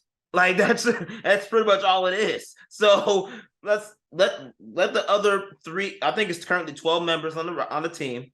Yep. Add another 3 spots each, make it a full 15, just like any other team you would when it comes to rosters in the NBA. Why not? And let them highlight the facts of why they deserve to be all-stars, because at this point, the amount of snubs that's taking place, rightfully so, is kind of being a little disturbing. And we've already been critics of the whole fan voting process and how much of an intricate role that plays into some of these votes and these snubs. But now it's literally trickling down to people that actually have credentials, like legit credentials to do this. And yeah, you are absolutely right. It is like that one vote away from a person getting a max contract versus someone that isn't, or someone that is getting that bonus versus someone that isn't. It's that much of an incentive-based difference that this type of event could be a difference maker for. That shouldn't go unnoticed. And if you need to create another board or another selective group that can aid this process to where it's actually much more accurate and fair, then yeah, I'm all for it, because too many players aren't getting the respect they deserve with the seasons they're performing, knowing that, let's be honest with you, they might not ever have seasons like this again. Yeah. That's really what the reality of life is for some of these players. As much as I love Jalen Brunson, I don't know if he's going to have another season like he is this year. We talk about Lauri Markkanen, how he's the all-star this year. Great. If he didn't get selected this year, I don't know if he's going to get them same numbers next year. And if he does, it's not a guarantee that other stars around him are going to have even better numbers next year. Mm-hmm. This is literally like that. These selections have been that poignant that you can't miss these just because. You can't just take 5 minutes out your day and okay, let's just fill this out and keep it moving. This is literally a serious situation that I don't want to say life or death, but it matters a lot to the trajectory of where these players are going and what their careers really can look like, and not just on but off the court. So you need to figure out how you can make this a legit process compared to you just taking random time out your day to fill some hole in the blank, just to fill in some circles like you're filling out a multiple choice test. Ain't nobody got time for that. And this is much more serious than what the way they're handling it, not just from coaches, but from our own media peers. And that's just the facts. No, I agree, bro, because I can tell you right now, if I had some votes for it, I'd be looking at this no differently than an election day ballot, bro. I tell you right now, because like you said, and I said, bringing up the question to you, this is affecting guys' pockets. And you brought up a good point. Some of these guys may never have the seasons that they're currently having in future seasons to come. And the first guy that came to my mind when you brought that up was Victor Oladipo during his years with the Indiana Pacers. Yeah. We didn't know that the injuries were coming, but we knew when we were watching him in Indiana that we were watching an all-star player, and we bestowed that honor on him. And I take it a step further. You talk about how there are 12 players in each conference being represented in the West and the East. How about we go from 24 total players to 28? Expand the rosters. Expand the roster. That's all you got to do. To 28 players. Give 4 extra spots. Give the coaches the choice to select 2 guards, 3 players in the front court, and 4 players, regardless of position. And I think that would eliminate a lot of the fiascos that you see when it comes to guys getting snubbed left and right each and every year. You got to add more to the wild card picks to make it worth their while. Two spots not enough. It's not enough, because that's how a guy like Jalen Brunson has to depend upon, unfortunately, somebody either getting hurt or being unable to attend due to a personal matter or something that comes up and being approved by the commissioner's office to get in. I just think that's unfortunate. It really is. I feel you, man. I'm still gonna watch it, but of course. I'm still gonna watch it, but I'm sure gonna sit here like, ain't this some BS? Some of these Negroes, some of these brothers that are playing this game should have been in there. I'm gonna have my drink sitting there mad as heck about it. I ain't gonna lie. Hey, man. I'm gonna enjoy it, but I'm gonna say some stuff too. You're not alone, because I understand the issues with Trae Young's camp, James Harden camp, because even James put up a Instagram story saying the disrespect. And I know he feel a certain way about it. I understand. And people say, well, he been to 10 plus all-star games. They all count the same, man. They all count the same. Guys want to be a part of that event. And when they put the work in, you got to pay homage and you got to pay respect to them. But meanwhile, in other all-star weekend related news, Magic rookie forward Paolo Banchero is set to headline the NBA's Rising Stars game directly alongside fellow peers and young players ranging from the likes of Benedict Mathurin, Jalen Green, Evan Mobley, Alperen Sengun, and Franz Wagner at All-Star Weekend. Josh Giddey, Jaden Ivey, Walker Kessler, Keegan Murray, and Scotty Barnes are also expected to compete in the event, while projected 2023 NBA draft lottery pick and G League Ignite guard Scoot Henderson will be taking part in the Rising Stars game alongside other G League players such as Scottie Pippen Jr. and Kenneth Lofton Jr. of the Memphis Grizzlies, who earned a spot in the festivities after finishing as one of the higher vote getters in G League All-Star voting as a member of the Memphis Hustle. The 21 NBA players who were picked will be drafted into 3 7-player teams and play up against the best from the G League in a mini-style tournament format, with all games being played toward a target score, where all 4 teams will get at least 3 games. Paul Gasol, Joakim Noah, and Darren Williams will serve as coaches for the 3 teams that feature NBA players, while Jason Terry will coach the G League team in the event, set to feature the top young players in the game today, set to air on Friday, February 17th at 8 p.m. Central Time on TNT.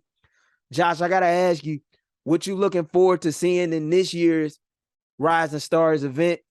And what are your thoughts, man, on a pair of former Bull All-Stars and Paul Gasol and Joakim Noah with the former Illini star and All-Star point guard himself and Darren Williams taking part in this event on the other side of things, besides a former 6-man recipient and current Jazz assistant head coach, Jason the Jet Terry?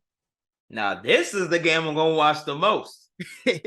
Talking about All-Star Weekend. This is the one that's not going to be recorded. This is going to be the one I'm watching live. I got you. Because Paolo Banchero, Paulo, the amazing rookie year he having.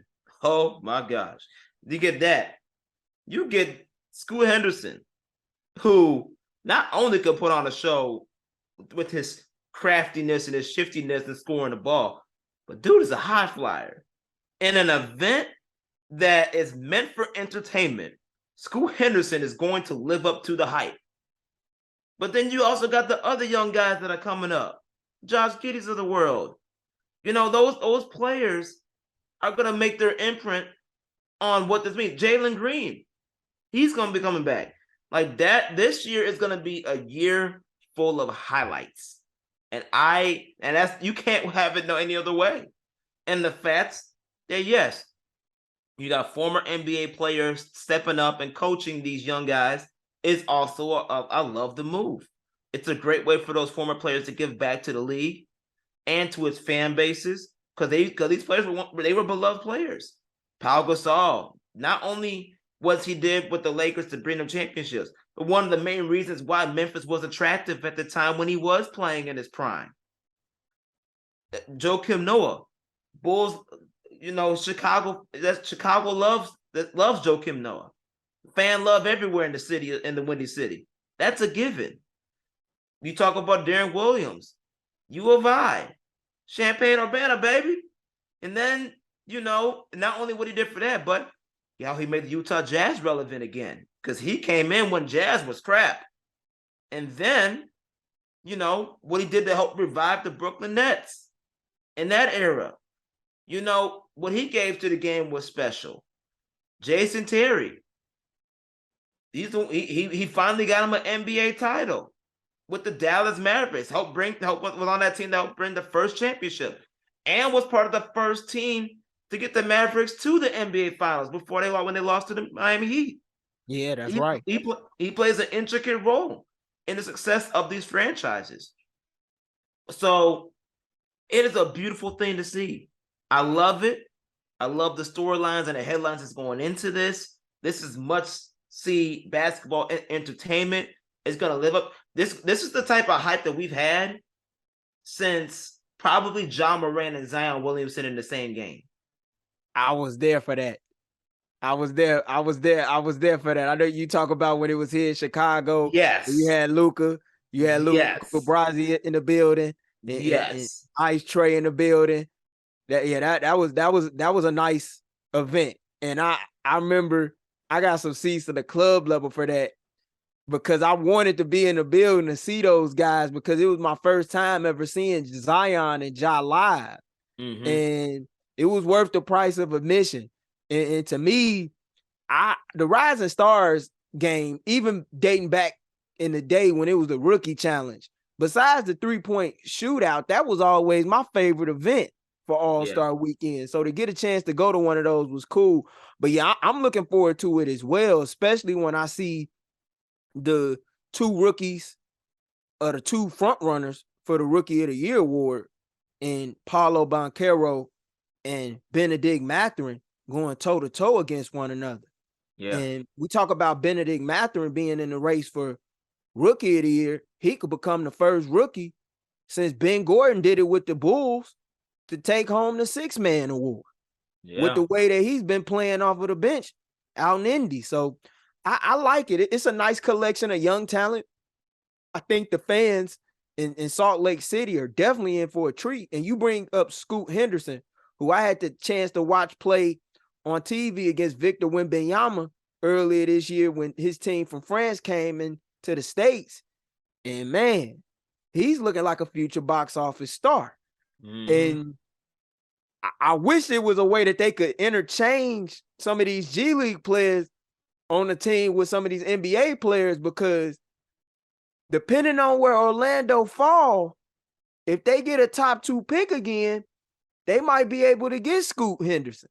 Yeah. Putting Scoot Henderson with Paolo Banchero, I wish they was on the same team, man, because that would be a sight to see. But nonetheless, it's still going to be cool to watch, because for fans that don't know who he is, they're going to get a chance to find out who he is. And I think this is a good stage for those young guys. And I like that the NBA is using the Rising Stars game now to showcase the young talent in the G League on top of what's already being featured in the NBA, because it goes to show how the game is not only grown, but is in a great place with the collection of young talent that's in this game. Most definitely, man. The only thing that I wish could happen for this year, imagine if they can somehow get Victor Wanabayu in this. Oh, you telling me you can have Victor Wanabayu with Scoot Henderson, top 2 picks of this draft, going against Paolo Banchero, going against Benedict Mathen, like all those guys that we just talked about, the Jalen Greens. You know how much entertainment that's going to be? Man, if they brought Victor in from France, I'm going to tell you right now, that dude would need a security team. You saw how he was. You saw how he was at the Paris games when the Pistons and the Bulls were playing against one another with Magic and whatnot. Man, the NBA already hyping him up enough as it is on the app. You can catch all his games on the app and whatnot. Like, right. The hype is real. I haven't seen as much hype around a prospect like Victor since LeBron. And Zion came close, I must admit. But it wasn't like this. I think you're going to see a lot of teams trying to tank for him in the weeks to come. But I want to segue away from NBA All-Star chatter, as we'll be highlighting all of the events to take place in Utah on episodes to come within the next week, as it soon approaches to wrap up Buyers and Sellers, a series over the last month where me and Josh have taken the time to assess the state of teams around the league and diagnose whether or not we find them to be buyers in search of vying for the playoffs or sellers looking to play to win for another day down the road, as we stand just 3 days away from the trade deadline as of this recording. Welcome to part 4, where the first team we will assess this week in our month-long Buyers and Sellers segment is the Indiana Pacers. They currently sit with a 25-30 record and stand just a half game back behind the Washington Wizards for the 10th and final spot in the Eastern Conference play-in picture. 2-8 record through their last 10 games as of this recording. All-star guard Tyrese Halliburton has proven to be everything and more to the Pacers offense, leading not only as a floor general, but in the scoring department, averaging a team best 20 points to go alongside a league leading 10.3 dimes per contest through 43 games for the franchise in Naptown, while the young guard Benedict Mathen, as me and Josh discussed earlier, making a strong case of his own to become only the second rookie ever to capture the six-man award, averaging nearly 18 and 5 per game and under 30 minutes of action in 55 games. Do you believe that the Pacers are buyers or sellers? We know they signed Miles Turner to an extension prior to the conclusion of the trade deadline, so all those rumors have been put to bed on him. Buddy Hield, he still might be available for all we know. What's your thoughts? They're secretly selling both of those players you just mentioned. I think Miles Turner is going to eventually get out of there too, because even though Indiana, is embracing this new era of basketball, they understand that the reality is those two players they're not long-term solutions for the current roster that is constructed, and they know that, and they know they can get some value out of those guys for contending playoff teams that want to contend for a championship. I think they signed Miles so that way, in case that doesn't happen, we can still have a good solid backup, a good solid option for the big man perspective. But I think deep down inside, they really want to get rid of him so they can start fresh. And giving him a contract the way that they did, in some cases, especially with the new CBA coming up soon, it's kind of friendly. It's kind of friendly to work with. So I can see a team like the Clippers going after Miles Turner. I can see teams that desperately need some shooting to hit up Buddy Hield services come, bearing on their playoff expectations right now. I think they're secretly selling. They're just not being completely out there like they was before. saying that, you know, we're willing to get rid of these guys, but somebody gonna go. I just don't know who and when, but I think somebody gonna go. Miles Turner, he signed a 2-year, $60 million extension. So he got some brand new money. And I believe he won't be able to get traded until like this offseason or so. So Okay. he's kind of safe for now. But I now. do agree with you. I do believe that the Miles Turner saga has not come to a close like some people think. With that said, though, they have been linked to Utah's Jared Vanderbilt. That is something to monitor. I think that the Pacers are a seller, but if they buy, they're going to buy cautiously for talent on the wing because they need more clarity at the 4 spot. And I don't really know if they have the assets, though, or not to outbid other suitors for Vanderbilt. But right now, I would say that they're a seller because the way I see their roster is currently constructed, they are set at the guard spot. I think Isaiah Jackson may end up being their center of the future once they figure out what it is that they want to do with Miles Turner. And I give them credit for doing well by Miles Turner because that was a good faith thing. They didn't have to do it. But I think that only makes them more attractive on the market going down the road. Because one thing about bigs in the NBA, it's always a contender to each and every year that's going to be in need of one.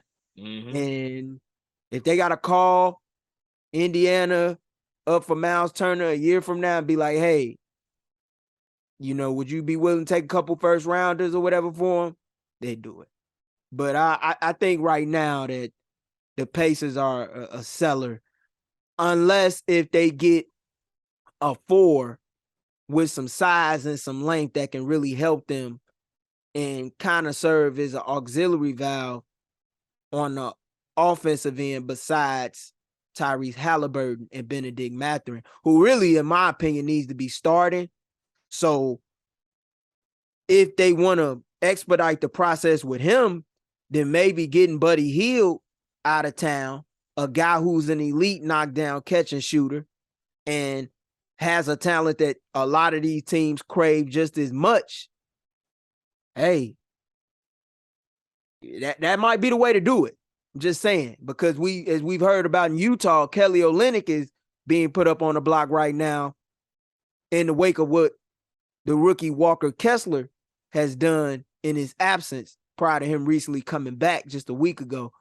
But I want to move from Indiana to discuss a team on the opposite side of the country who finds itself in a similar boat standings-wise out west in Portland with the Trailblazers, who have a 26-27 record, sit only a half a game behind the Utah Jazz for the 10th and final play-in spot in the West at the moment we're talking about them. Damian Lillard's game has proven to age like fine wine out in Portland, averaging a career-high mark of 31 points per game, while also shooting a career-best 47% from the floor, all the while leading the Blazers with 7.3 assists per outing in 41 contests, while his running mate in the backcourt and Anthony Simons and Jeremy Grant have contributed to the success of their offense beside the man known as Dollar, as they are both averaging over 20 points per contest en route to career years in the Pacific Northwest. Blazers have posted a 500 mark over their last 10 games with a 5-5 record. Portland ranks 5th in offensive rating and 27th in defensive rating. Should the Blazers look to buy or sell? They're going to buy. I can see them buying because they don't have time to waste. Dame Dollar is, yes, he's getting slightly older. His age is fine. You know, like you said, his game is aging fine like wine. But you're trying to get this man to the championship into a deep run in the playoffs.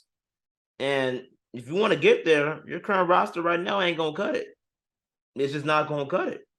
And not to mention, you know, you have question marks with Jurkic you don't know what your future's gonna be like with him. You need some depth in that big man department. That's for sure. I would try to also get another combo guard that can come off the bench to work with Anthony Simons or Shaden Sharp. That's already currently over there with the Trailblazers. So they buying. They buying because they really don't have a choice. Otherwise, you're just wasting Damian Lillard in his prime. I think the Blazers, in a desperate attempt to try and make this work, they buying. But if it was me, I would sell. I just don't see this team getting too far. I just don't. I think they had their days. I think they had their time. I know that this is a team that's also been linked to Jared Vanderbilt, but they are rock stuck in a hard place because in order for them to really make a blockbuster move, it will require them to give up Anthony Simons or Shaden Sharp. And they really can't afford to do that because those two players are going to be crucial to their growth and development, not only besides Dame, but even in the future, should Damian Lillard no longer have intentions on playing in Portland for the foreseeable future. We know that Dame's a loyal guy. I respect it. But at some point, the Blazers got to start thinking about the future. They do not have a first-round draft pick into 2025. Yusuf Nurkic is out right now with injury. He's not a serviceable big in this era. I know he provides them with, some size inside, but he's not protecting the paint like he once did ever since he had the knee injuries and so forth. This is a franchise that, in my opinion, they need to have a sit down with Damian Lillard, and they need to ask him, hey, man, where do you want to go? We appreciate your loyalty. We appreciate your dedication to this franchise. We will make sure that no player in the history of the Portland Trail Blazers ever wears the number 0, or as he calls it, the letter O, ever again. But we got to let you go because you deserve to have an opportunity to compete and contend for a world championship. Give us your list of suitors. I know that would be hard for Dame, who has business ventures there and stuff, and he the man in Portland. And like I said, I commend him. But he's the last star of a dying breed. And at some point, I know he got to realize that this clock is ticking. If it was me, I would sell, but I think they're going to buy because they want to do right by Dame. But either way, I don't see this story ending the way that everybody would hope for it to, for the city of Portland, as well as for Dame Dollar and his future in Rip City. Well, let's put it this way. Chicago's always open. Chicago's always open. You talking about business, their largest market? I mean, come on. Come over to the franchise that MJ built. Come on. We'll accept you gladly. You must have been listening to KG, man, on his pod, because he was saying on Showtime that he thinks that the Bulls should really he did say express that, interest in Damian Lillard. And, I never thought of that. And it would make for a perfect fit. I don't know if he want to leave the West Coast. I know he got his family in NorCal and in an Oakland area. But, yeah, if it was a point guard you was going to make a play for, if the Bulls really want to maximize what they have with this core in the Billy Donovan era, yeah, it makes sense, but I gotta see it to believe it. I just gotta see it to believe it. I agree. It's another star that I think the Bulls should have their eyes on, and we actually about to talk about this team, which is the final team we'll discuss as part of our buyers and sellers segment prior to the trade deadline coming to a close. The Brooklyn Nets, who currently have a 32-20 record through 52 games and sit in 4th place overall in the East, just 2 games behind Philadelphia for the 3rd spot. All-star forward Kevin Durant has missed the last 12 games for the Nets due to suffering a sprained MCL nearly a month ago. However, Brooklyn's managed to tread water without the two-time NBA champ playing 500 ball over their last 10 games. However, a key cognate behind that success of the Nets in Durant's absence and Kyrie Irving is no longer by his side. His number 7 still remains in NYC's most populous borough for now, and is set to go about returning to action in a couple of weeks and enough time prior to All-Star Weekend. Prior to us recording, Josh, report came out that surfaced from NBA insider Mark Stein over the last couple of hours in regards to the Nets possibly shopping guard Spencer Dinwiddie with some possible draft capital to acquire point guard Fred VanVleet out of Toronto, as the two sides are said to be in talks with each other prior to Thursday's trade deadline looming at 2 p.m. Central Time. They was also said to be inquiring about Pascal Siakam, but Toronto has said that he is off limits for now. Are the Nets buyers or sellers? And you know I had to ask you this question because after everything that came to the light with Kyrie, who we discussed earlier in this episode, man, can't help but wonder, is Kevin Durant even going to be a Net by Thursday?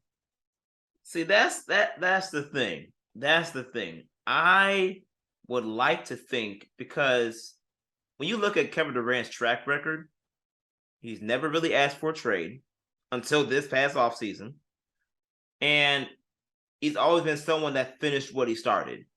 So, for the most part, I don't see him leaving now to go to another team for a trade deadline. I don't see it happening. But best believe the offseason is going to come. And as soon as the Brooklyn Nets are out of whatever playoff contention that they're in, Josiah, we need to have a meeting. Player exit meeting? Not. I want out. Here are my destinations to go. Now you notice, when you talk about Kevin Durant and where he wants to go, we just got done talking about the Bulls. That's a team that's not on his to-go list. But it could be a team that can make some sort of sense. When you talk about what we currently have, especially at the trade deadline, because we have Vooch we can ship. We can ship DeMar. He has been a very big advocate, fan of the Kobe Whites. He spoke highly of Zach LaVine. And it also helps that he's going to almost every press conference in the Chicago White Sox hat. He got some type of love for Chicago. And what other pitch could you give him other than, you want to make history? Come bring a franchise back, bring a championship back to the franchise that MJ built, the GOAT himself. Something that no one has ever been able to do. You don't think he wouldn't take on that challenge? Or we at least consider it? So I'm saying all this to say that if I'm Brooklyn right now, I really should be looking to sell. Kyrie gone. You have reinforcement that can keep you afloat for now throughout the season. Oh, look to sell. Get as much compensation as you can. Because next year, if you don't trade Kevin Durant right now, you're going to have a sweepstakes. You're going to be up all night listening to trade calls for the star that you was trying to keep here long term. So I think they should sell. Even though right now they're in playoff position, they have decent amount of talent that can keep them afloat to get them to the playoffs. So I think they should sell, especially and if they can't get rid of Kevin Durant, know that they can come back. Then when he comes back, he'll keep the team afloat. But it doesn't hurt to see what else you can get now, because this whole retooling of the franchise is about to turn into a rebuild by the offseason. So you might as well just start looking at what you can get. What more can you get? Man, when I look at the Brooklyn Nets, I agree with you, bro. They should sell. Especially anytime you have a deal with the Suns in which they propose to you, in which you were offered Chris Paul, Jay Crowder, and a first-round pick, and you tried to get greedy and ask them for multiple first-round picks.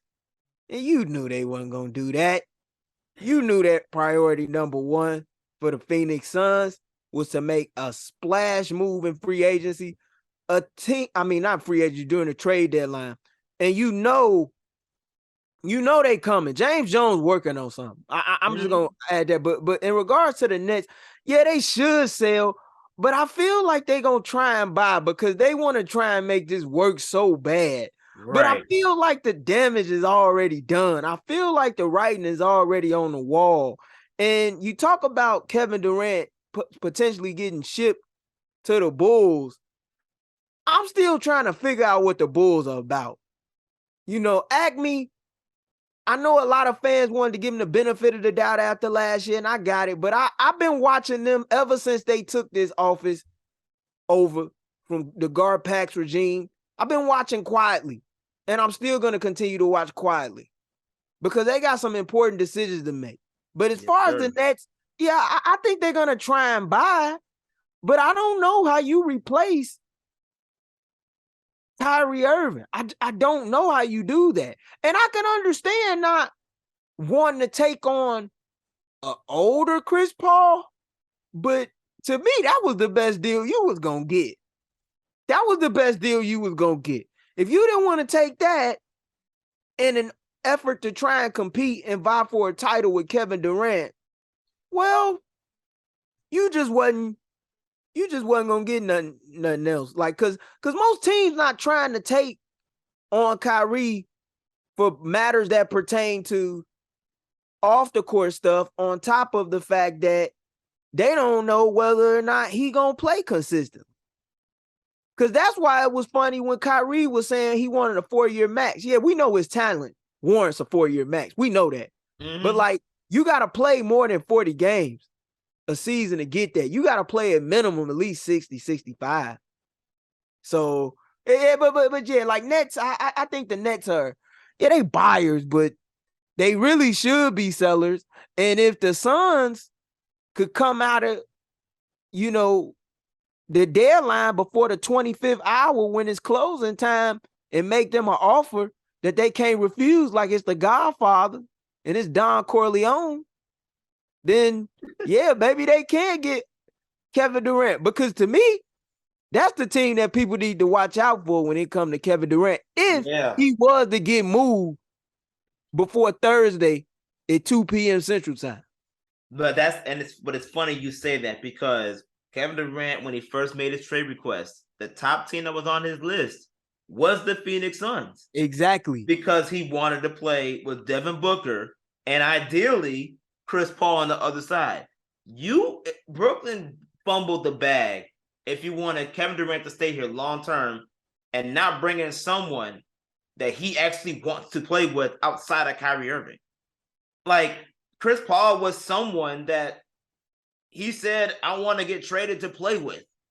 Chris Paul with Kevin Durant can get you kind of far. Now, we know CP3 has his limitations. He's not the same CP3 as before. He's getting injured more, etc. We get that. But Chris Paul, even at this rate, on a good playoff team, can get you kind of far. And putting him with Kevin Durant, who's someone that can really take the load off of Chris Paul in ways Devin Booker did when playing with Chris Paul. Why wouldn't you not want to consider that deal? Especially since you was going to get a Jay Crowder in the process. Plus a first-round pick. I don't get it. I think they really was just looking like, okay, screw you, Kyrie. We're good. And that could be in their own way of saying, no, screw you too, KD, because you put us in the position to choose you two. And we chose both of y'all. Now y'all both want out. Okay. I'm not going to help neither one of y'all. I'm not going to bring people you want to play with, Kevin. And I'm also not going to put you in a position where you can go wherever you want to go, Kyrie. That could have been their thinking as well, because Josiah wasn't having it. And he clearly made that known. So, I don't know. Brooklyn is very interesting when you consider what's taking place. But Brooklyn's clearly doing fine, though, because Cam Thomas just dropped 47. Oh, my goodness. So, back-to-back games. with 40 points or more for Cam Thomas as we speaking right now to you as of this recording. I guess it's safe to say who got that backcourt spot locked up with Kyrie. Hey, Cam Thomas say I'm free. So kudos to him. Kudos to Cam Thomas. I was just talking about how that's a guy people need to watch out for, and rightfully so. Maybe he's taking it personally that Kyrie has left and is doing his best, that he can to entice Kevin Durant to stay. But I don't know. But we got to watch out for Phoenix, in my opinion. Yeah. That's a team that you got to watch out for because they elevating up in the West after having a real rough month of January and losing guys. And they making it be known, man, that they willing to let Chris Paul go if it means that they can improve their roster. And I got to give James Jones his credit. If he able to pull it off or any move involving a big-time all-star, we got to give him his kudos and his love. He got some balls. Yeah. He got some balls. But I like the fact that he ain't hiding it either because they know with this current core that they have and with Book there on a max deal after all the stuff he went through his first several seasons in Phoenix, they know that they got to maximize this season, especially after the way last year ended following their run to the NBA Finals where they failed 2 wins short of a title at the hands of the Bucks back in 2021. But I want to move on to the final segment of our show, top games to watch in week 17 of the NBA calendar. Of course, all of us are going to have our eyes glued in the history track of the date. LeBron James finally surpasses the great Kareem atop the NBA's all-time scoring list. He stands only 36 points away from doing so and is going to pass him at some point this week. All the Lakers games will be featured across either TNT or ABC this week. But outside of that, there are a pair of games that stand out the most for me. And I got to start out with Wednesday, February 8th, Dallas in LA going up against the Clippers. The debut of Kyrie Irving with Luka Doncic. How could you not want to watch that? We know what Luka Doncic has done to the Clippers in playoffs past. He hasn't beaten them in the playoffs, but he's given them the business, and he's made life a living hell for him. Now you got Kyrie besides him. Paul George and Kawhi Leonard's job just got a hell of a lot tougher. And you combine that with the fact that you will be able to stagger their minutes with Jason Kidd at the helm, ain't going to be no drop-off. Ain't going to be no chance to really relax. That should be an interesting game, especially between two teams that are fighting for playoff positioning in the Western Conference as we speak. And then on Sunday, hours prior to the Super Bowl, Memphis at Boston. Memphis has really been struggling lately. They've been struggling lately. Ever since that Shannon Sharp incident in LA, they have not been able to get right. I think they've only won maybe once or twice since. Right. They're taking on a Boston team that is the best in basketball. You want to shut your critics up? You want to silence them? Get a big time win on the road. Can Ja Morant, if healthy, Jaren Jackson, if he's able to stay disciplined and out of foul trouble, and Desmond Bain find a way to overcome the dynamic duo of Jaylen Brown and Jason Tatum? Let's find out. Those are all great games, man. And I'm going to keep it with that Memphis vibe because Tuesday. Actually, no. My bad. Wrong team. I got you. I'm gonna go with the Minnesota Timberwolves and the Denver Nuggets, man. I'm gonna go Rudy versus Jokic, Ant-Man versus Jamal Murray. I gotta see how that plays out, man. Ant-Man has been killing this year under the radar, not getting as much attention as he deserves. But I want to see how that big man matches up. You got Jokic, the MVP, going against Defensive Player of the Year, Rudy Gobert. I want to see how those two fare off against one another. That's happening on Tuesday. But the other game, I'm definitely going to check out. And I believe this game is taking place on Friday. Yes, it is. The Minnesota Timberwolves, once again, they are going to play the Memphis Grizzlies. It's first round rematch. First round rematch. We'll see if the Timberwolves will come up in celebration like they just won an NBA championship again. Although no Patrick Beverly this time, but it's okay. We'll see how they rolling.